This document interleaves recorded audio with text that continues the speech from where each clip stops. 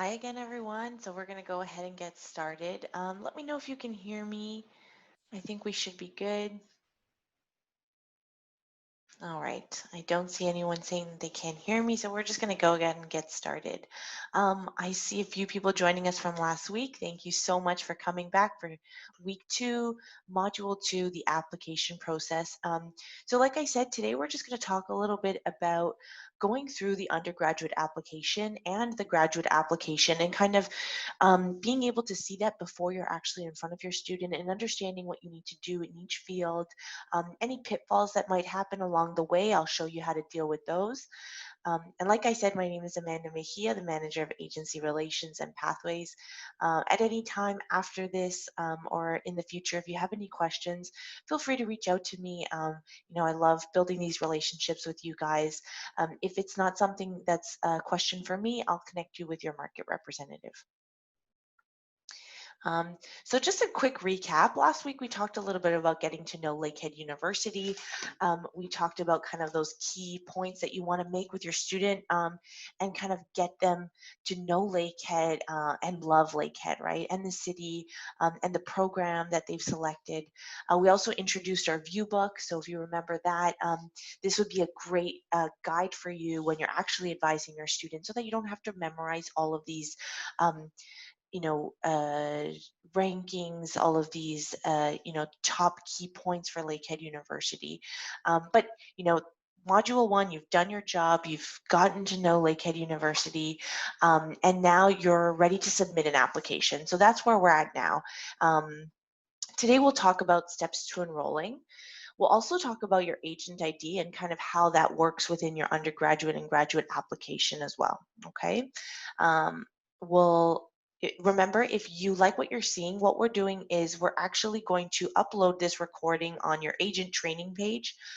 That way you can always access it at any time, okay? If you have any questions, again, use that Q&A function that we have here on Zoom, and we'll answer that throughout the webinar. And last but not least, we also have our social media accounts. Like I said last week, I really encourage you to just go on there. It's a great way to kind of understand the student experience at Lakehead University. We have great testimonials from current students in their first year all the way up to their fourth year. And then you can really get a sense of what students are loving about Lakehead. So maybe not from the perspective of somebody who's, working for Lakehead, you can actually get that authentic experience. So steps to enrolling at Lakehead. So I'll talk briefly about the short steps to enrolling at Lakehead because ultimately this is what we want to see. We want to see our students coming, enrolling, and graduating here at Lakehead. So the first one is when a student arrives at your desk, you want to just ensure that they meet the minimum requirements. Okay, so we'll talk a little bit about what those minimum requirements are when the student first arrives at your desk. Then we'll talk about meeting the English language proficiency. We'll talk about what that looks like, and we'll also talk about ways to handle that if your student actually is not proficient from the moment they ask you they want to apply. Then we're going to talk about how to apply online. So we'll go through those 2 applications, like I said, and then submitting documents. So all of that will happen next week when we talk about the next steps, but we'll go through the first 3 this week. So number 1, meeting the admissions requirement. So if you have a student who is coming directly from high school, for example, or they are currently studying an undergraduate degree in their home at their home institution, but they'd like to they'd like to transfer, or it's a student who hasn't come to school, but they graduated about 2 years ago or however many years ago and did not do an undergraduate degree and they'd like to apply. So what are you looking for? Number 1, we're looking for a minimum 70% overall final average in their final year. So what we do is we take their courses and we kind of get that general average. Okay, so our admissions team is in charge of that. You can kind of do your pre-assessment on your own end in terms of their final grades. We also need the successful completion of their high school program, of course. If your student is currently in high school and they're going to be finishing but would like to apply for the following year, that's also possible. Okay, so students don't need to have completed, but they could be in progress. And last but not least, something called program-specific prerequisites. So I'm going to spend some time talking a little bit about prerequisites because it's one of the areas that I get a lot of questions from agents. So prerequisites mean that if a student is coming from high school, right, and they want to study, let's take, for example, engineering, we need to ensure that the student has covered sufficient knowledge within a certain area to be eligible to begin engineering, okay? So for example, for engineering, we're going to need math, okay? We're going to need physics, and we're going to need chemistry. Okay, so those are the three sciences, the two sciences and the one math we're looking for at the undergraduate level. So what that means is that in the final year of study for your students, they should have taken, or they should be taking, a math and those and that chemistry and that physics. Okay. The other good example is nursing. So for nursing, students will be required to take math, biology, and chemistry. Okay. Another good example of that is business. So students will be required to take a math in their final year. So it's always good to kind of talk to your student at least in the year before it's their final year, to ensure that they're following this curriculum. Not all programs require this. So if you look here, when you have your view book, we actually have a table that makes it quite easy for you to see which ones are required, okay? So it says program specific prerequisites on page 47, and it'll tell you the program and kind of the course in the final year that the student should be taking, okay? So if you have any questions about that, please just reach out to us. We're happy to kind of guide you through each case by case, no problem, okay? One of the things that I like to talk about here also is transfer students. So we are a very transfer friendly university. So if you do have a student who's currently studying an undergraduate degree and they're in their first and second year, for example, they're welcome to apply to transfer to Lakehead University, okay? They may get up to 2 years credited to their degree if the program is quite similar. The exception being engineering and nursing, okay? So I don't see any questions here. We'll move on to graduates. So for a student who wants to study a graduate or a master's, correct, they would need to have successfully completed a university degree, and their overall average needs to be a 3.0 over a 4-point scale. Okay, so that's roughly a B, depending on the system that they're working with. And we actually take that average from the overall 4 years that they do their degree. Okay. And depending on your program, there's also these program specific prerequisites. That typically means that if a student wants to study engineering, they should be coming from an engineering background, okay? So nothing too specific there, but generally what we're looking for is students to have that same area of knowledge in their university degree. In some cases, we have seen students kind of transfer into another program that's very different from their undergraduate degree. Sometimes we'll ask them to do a qualifying year, so there's that opportunity too. The qualifying year would be that they would do 1 year courses of undergraduate courses that kind of sufficiently cover the content, and they would be able to start their master's the next year, okay?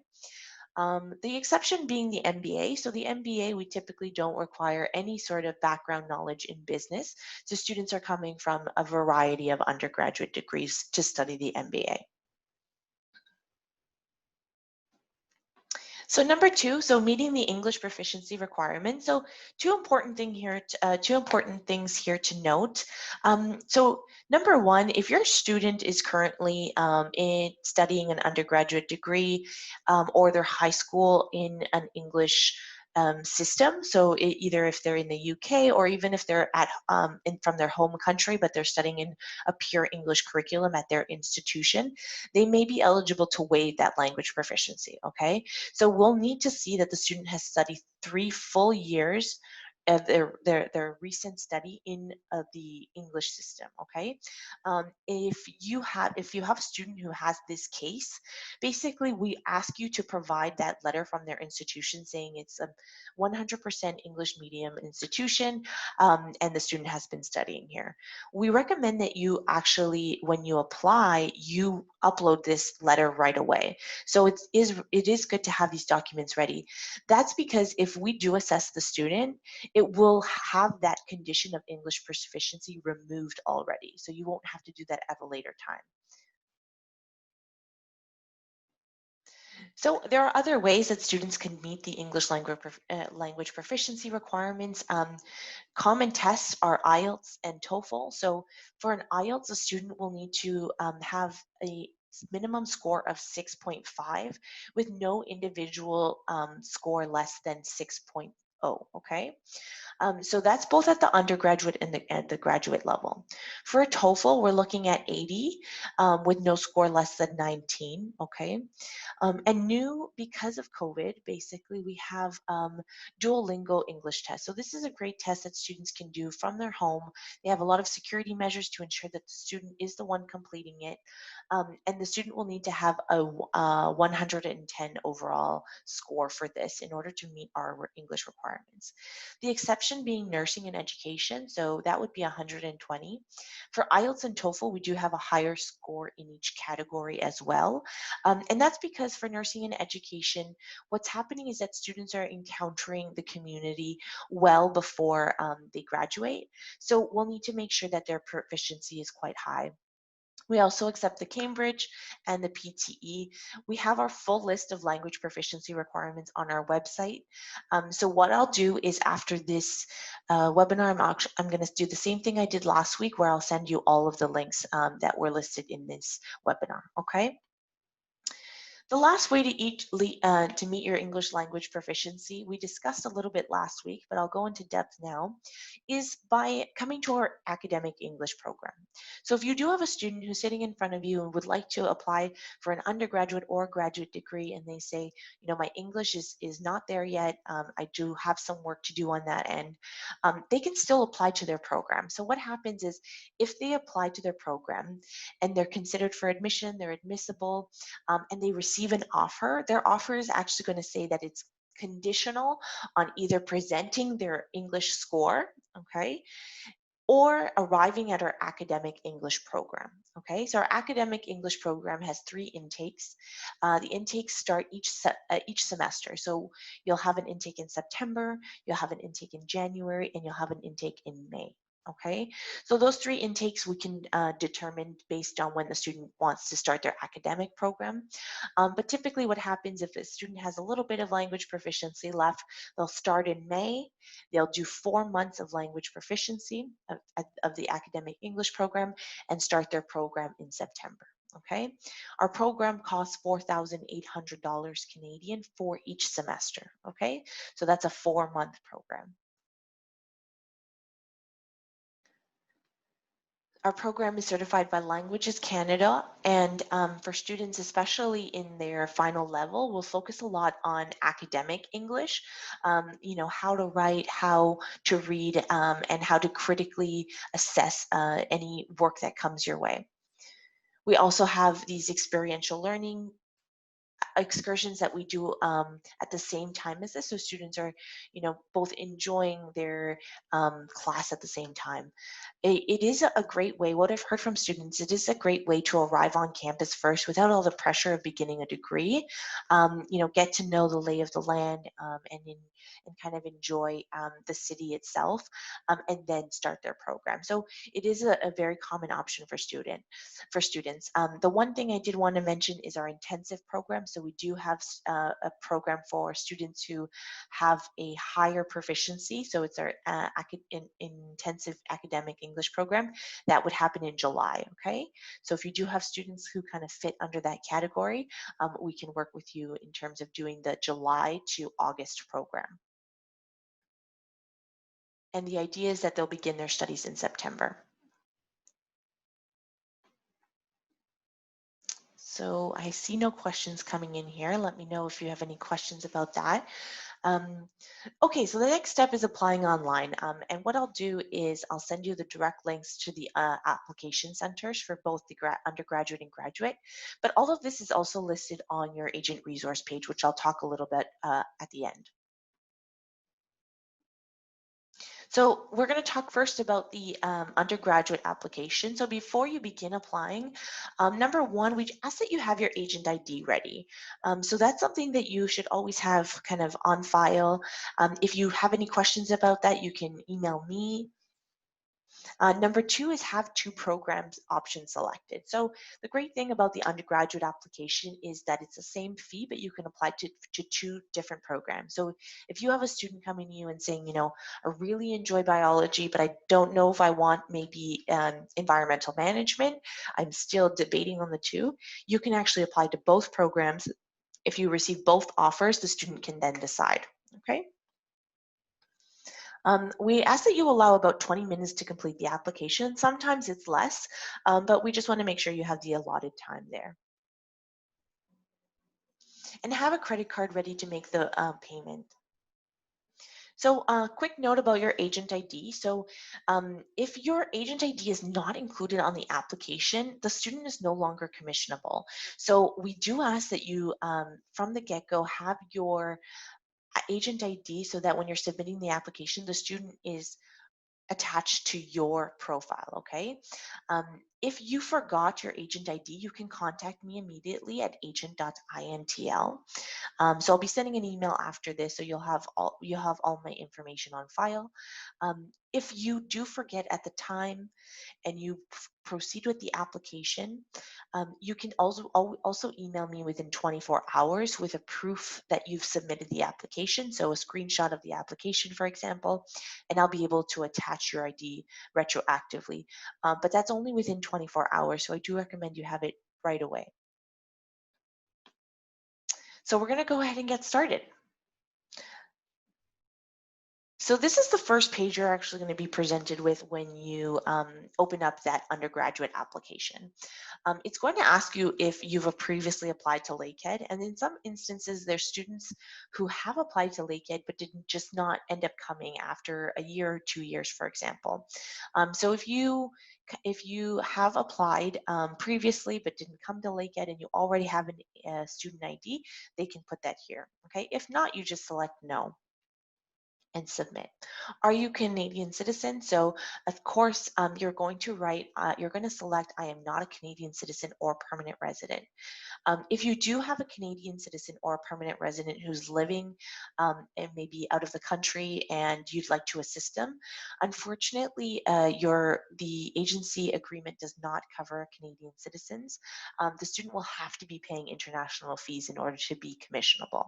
So just a quick note on that. So what's your academic intent? So here's the list of options that you're going to be given, and I ask that you please select number 3. So number 3 says, I want to apply for an undergraduate program on someone's behalf as an approved agent, okay? That's going to prompt you to then put your agent ID, okay? So that's why it's important to do the third option instead of just going to show you this one more time. Instead of this second option here, I want to apply for an undergraduate program, study on a full-time basis or a part-time basis, because that won't allow you the opportunity to put your agent ID. Okay, so we're going to select the third option, and it's going to then prompt you to put your agent ID. Now, your agent ID has to be valid in order for it to continue, okay? So you're going to put your agent ID. When it says agent's first name and last name, as a counselor, you can put your own name. So your first name, your last name, and your email. And then, of course, your consent, the student's consent to submit the application. Here's where you're going to have the program selection. So, of course, you're going to select your Thunder Bay campus or your Aurelia campus.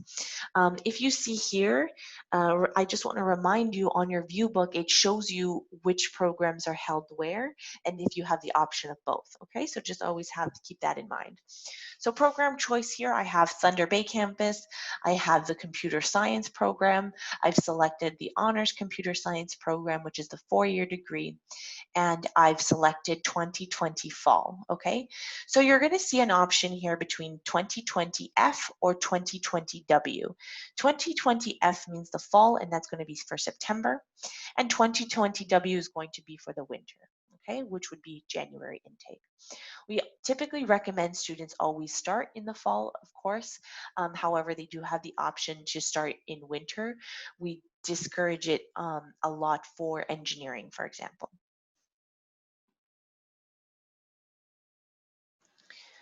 So the next page is going to be biographical information. It's going to be quick information on the student, their current email address, their name, their date of birth, for example. We ask that you please put the student's current email address. You will always be looped into communication with your student, but we do need to have their actual information here as well. Personal contact information. So obviously nothing too complicated here. The one thing that you might encounter is when it says province or state, instead of putting it blank, we ask that you put foreign, okay? Foreign will allow you to proceed into the next step. The next page is going to be the citizenship declaration. So you'll put your country of citizenship, and then you're going to put your date of entry into Canada. Okay, so this is here. It doesn't need to be an exact date of entry into Canada, so it could be an estimate. So, for example, if your student has decided to start in 2020 fall, for example, what they'll have here is an estimated date 1 week prior to their arrival. So I typically put the end of August for September intake. Academic history, of course, we ask that you put all academic history. So in the event that the student has already completed a little bit of post-secondary education and would like to transfer, this is where you're going to put all of that information. So if it's just a high school student, you're going to put their secondary school information. You're going to put the city and the institution name. This is a fillable field. So what happens is if you start typing the institution name, it'll drop down the institution, the respective institution within your country, okay? If for some reason it doesn't populate, you're going to put secondary school not found, okay? And that will populate as an option, and then that'll allow you to proceed, okay? Post-secondary school not found would be if you're trying to put an institution, so whether it's a college or a university, within this institution field and it's not populating, you'll put post-secondary not found, okay? But again, please put all of your students' academic history. That way they can be considered for as a transfer student. So I just have a little sample here of what that looks like. So you'll start typing post-secondary not found, and you'll see that option here. Okay, and then in the comments page, if you'd like, you can put the institution that you are attempting to write there. And I just wrote here Lakehead University. So this is then going to ask you to review the application, of course, and submit the application. Okay, so this is going to be with a credit card, and the fee is $135 Canadian. So the final screen you're going to see here is the student. We're actually going to generate the student ID, username, and temporary password immediately after you pay, okay? So I typically recommend you write this down, catalog it, or screenshot it for the student's file. They'll also be receiving an email with this information, but I do recommend, because you can access their My Info right away, which is their student profile, which we'll talk about a little bit next week. But you'll have this so that you can start using their profile at Lakehead to upload all of their documents. Okay, so I see no questions here. Any questions, guys? No, so far so good. Okay. So the graduate application is, again, an online application that you'll proceed with. And we'll talk a little bit about the step-by-step. But before you begin applying, again, have your agent ID ready, have your program selected. In this case, it's only one program. Have your supervisor name ready if it's applicable, okay? So if the student has been in contact with someone already and has selected a supervisor, then have that ready. Allow 20 minutes to complete the application again, and have your credit card ready. So this is the first page that you're going to actually see. So it's going to say I'm an international student, and you're going to click apply, accept, and continue. Then you're going to then you're going to select the program. So you're going to select the program, the type of degree, so whether it's a master's or the PhD, for example, your start term. So the great thing to note here is that if your program doesn't have a winter start, then it won't show that as an option, okay? So for example, here we have biotechnology, and it's going to be a fall 2020 start. It's going to be full-time, so we're always going to intend to do full-time, and it's going to be an on-campus study. Biographical information, very simple, not complex at all. You should have all of this information, or if the student is in front of you, that as well. So contact information. So again, the one thing to note here, it's very simple, but the one thing is for the province, you're just going to put foreign again in order to continue, okay? So you can't leave it blank. You'll have to select foreign. The next one would be the citizenship declaration. Of course, it's going to be a student with a student visa. Again, for graduate studies, the student will have to pay international fees in order for it to be commissionable. So you should always be applying for a student who has a student visa or intends to have a student visa. Again, we have this question about date of entry into Canada. Of course, it doesn't have to be exact. This would include the closest date that you would arrive, roughly. So again, if you're starting in fall 2020, it would be roughly the end of August. Academic history, we ask that you include all of the students' academic history, okay? So include all of the post-secondary institutions that they've gone to.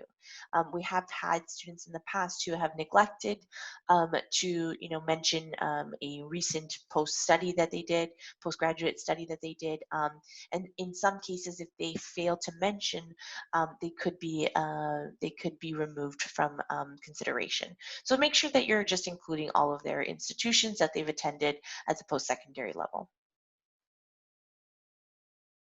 The next page is going to be their academic reference form. So just to give you a little bit of a picture of how we do references. So students will have to have their referees and their contact information prior to submitting the application. So just their first name, their last name, and their email address. We'll have 3 separate ones. They'll need to be academic, okay? And what happens is the student, once they've provided this, we send out a form to all of their referees that they've included here to submit back to us, okay? So the student doesn't need to get a letter or any additional documents on their end. We actually contact them directly. What we do encourage you to do is have the student let the referee know that the application has been submitted and they should be receiving an email with this form. The last page is going to be the agent collection information. So this is going to be your approved agent ID. If you have any questions, again, email me directly about what that is. And the application fee here is, of course, $100.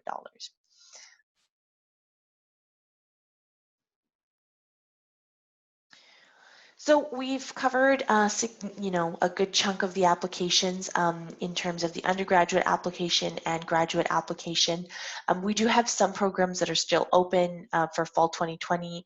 Our online application for winter 2021 is going to be live soon. So if you have any questions about applying today, just reach out to me. But you should have all of the information at least to counsel your students for entry into fall 2020 right now. So I'll open up the floor to questions, and if not, we'll move forward with some important updates.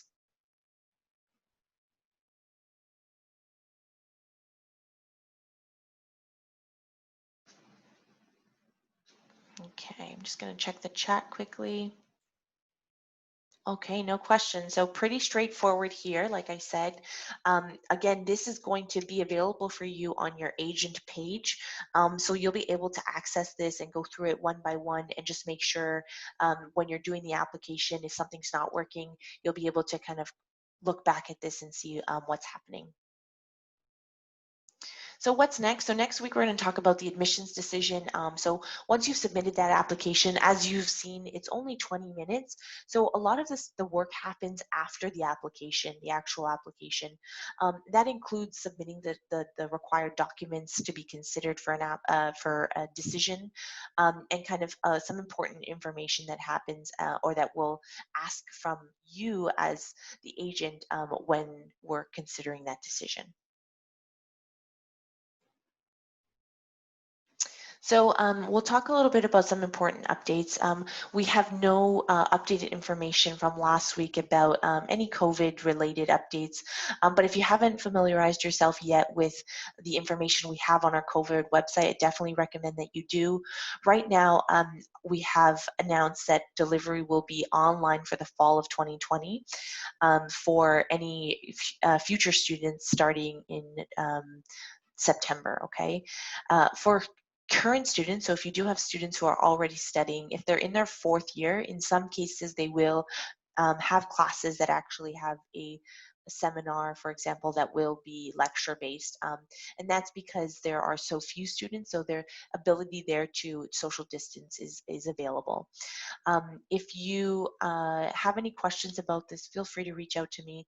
I do recommend that you familiarize yourself with this because there is some great information about what the government is doing, for example, some key things to note here for students starting their online delivery in the fall. So if you do have your student who wants to go ahead with their education journey, they start in the fall and they can actually do up to 50% of their degree online and then arrive on campus and still be considered for that postgraduate work permit. Okay, so the Canadian government has assured us that.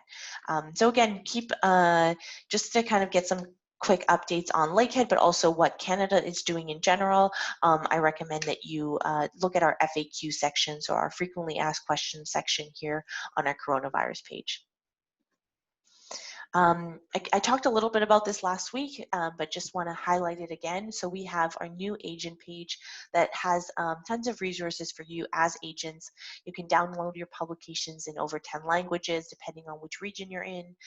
We have both the view book and the brochure. So remember, the view book is this tool that I've been talking about so frequently, but this one has a lot of information. So it has a lot of information for students who are very interested. The brochure, which is the other material that we'd like you to use, is some condensed information that has all of the key points, including the program sheet here, scholarships and tuition, and that'll help you just advise the student quickly if you have a quick 15 to 20 minute appointment, for example. We also provide latest updates on commission deadlines. So every single time there's a commission deadline coming up and you need to submit all of your documentation, I'll have steps for you there. You'll have important information on programs still accepting applications. So for example, programs still accepting applications for fall 2020, both at the undergraduate and graduate level. Access to these training modules. So we'll have either one of two things. So either you'll have the recording or you'll have a live session coming up, okay? So we're gonna alternate between those two. So if you have any new counselors coming on, you can always guide them to either the recording or a live training session to ask any of their questions. And last but not least, we also have a tool that you can actually book a meeting with your market representative. So you can actually have a drop-down bar and select the country in which you're representing, and you'll be connected directly with your market representative who has all the information in terms of the high school requirements within that specific country requirement. And you can just also engage with them. They're a great resource that you can use to help advise your student. A lot of the cases, they have a lot of this in-depth knowledge and they can speak authentically to the experience at Lakehead. So I definitely recommend that you even can get on a call with them and your student. Course registration, so a quick note on that. I mentioned previously that fall delivery is happening for online, but here is a great opportunity for you to see how to register for courses with your students. We have FastPass, which is a series of events that students can log on to that'll help guide them through their registration for first year and ensure that they're enrolling in the classes to satisfy their first year classes. And it'll also show you which classes are actually going to be in person or on Zoom. Like I mentioned, almost all classes at the first year level are going to be online. Last but not least, we have our updates. So additional live events that happen throughout the week. We have a great team that kind of signs on every week and talks to you, whether it's your advisors, so your students who would be their advisors when they arrive on campus. Every Tuesday, we also have a transition Tuesday where our immigration advisor is actually taking your questions. It's one of the sessions that I recommend you as agents definitely attend. If you have questions particular to your market, or any processes regarding applications for visas and SETI permits, please, she, is a wealth of knowledge, and we ask that you join and ask your great questions there. And we talked a little bit about this last week, but if you have students who are really interested, but they're right now they're at home, you can send them this link to the virtual campus tour. They can actually walk through campus, no goggles needed. If they have goggles, great, but they can actually walk through campus and get that virtual experience. They start on the lake and then they get to walk through the halls of campus and really see what that experience is going to look like. All right, so I see no questions here. Thank you so much for joining us. We do have another session of this particular topic happening on Thursday. So if any of your counselors were unable to make it, please feel free to invite them if you think, it's a great resource for them. And then next week we'll have two opportunities for you to join our admissions decision session. Okay.